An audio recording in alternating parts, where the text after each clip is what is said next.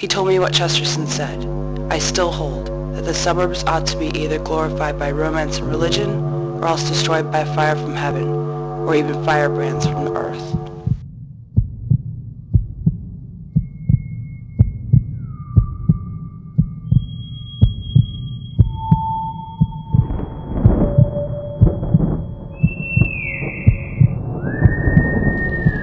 At T0, they vehemently reject their context by building negative space, to where the ground is 45 feet higher than the street, flush with the rooftops of the other buildings.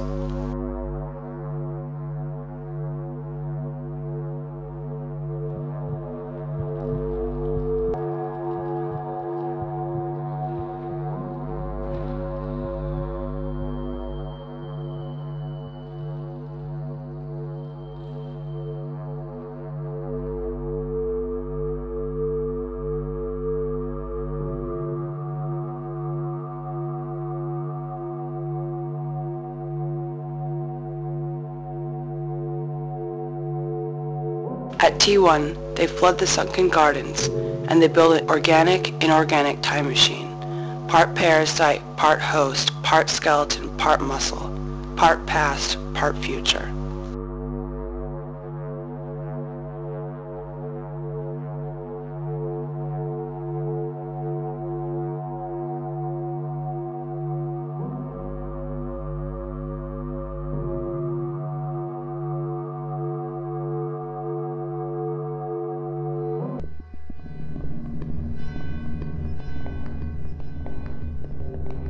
At T-, the Schindler House is also a discrete procession of antechambers and chambers for cultural mythomaniacs.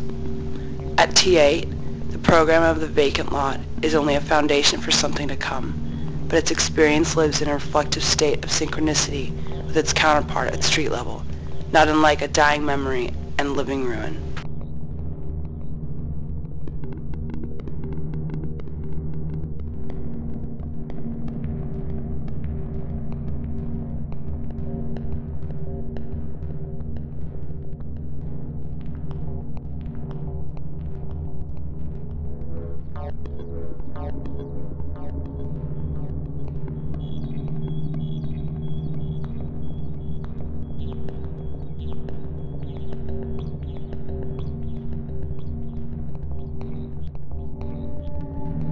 At T3, it is clear that the organism still exists for itself, descending vertically in search of nutrients in the ground.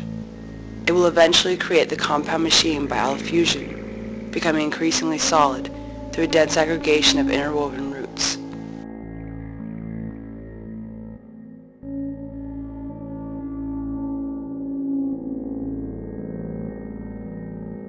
At T2, the nurse crop, or strangler fig, begins to descend onto the domain of the tensegrity-based pathway of antechamber and chamber.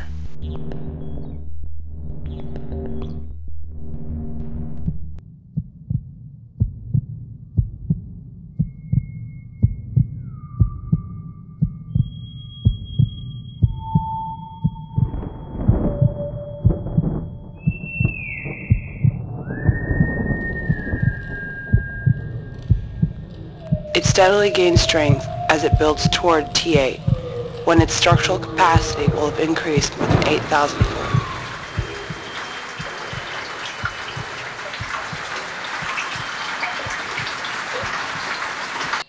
T1 had no structural redundancy.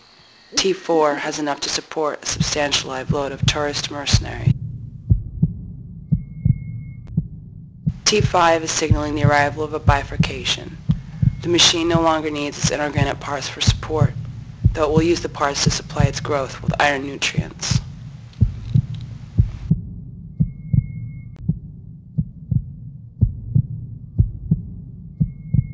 At T6, the vacant lot machine is a full-bodied thing.